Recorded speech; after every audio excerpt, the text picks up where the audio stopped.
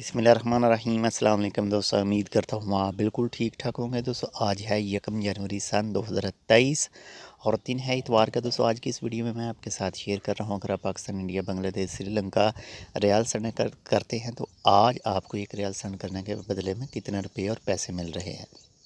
तो सबसे पहले पाकिस्तान की बात करते हैं तो एक रियाल सेंड करने के बदले में आज आपको 581 यानी 581 पाकिस्तानी रुपीज़ मिल रहे हैं एक रियाल सेंड करने के बदले में। इसके बाद में इंडिया की बात करें तो आज एक रियाल सेंड करने के बदले में 214 इंडियन रुपीज़ यानी 214 इंडियन रुपीज़ एंड 30 पैसा मिल रहा है एक रियाल सेंड करने के बदले में।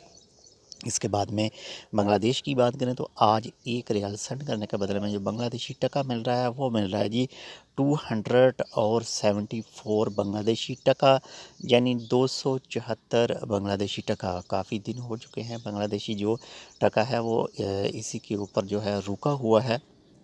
बाकी कुछ दूसरे ममालिक में थोड़ा बहुत जो है वो फ़र्क देखने को मिल रहा है, लेकिन श्रीलंकन जो बांग्लादेशी टका है वो अपनी जगह पर ही मौजूद है।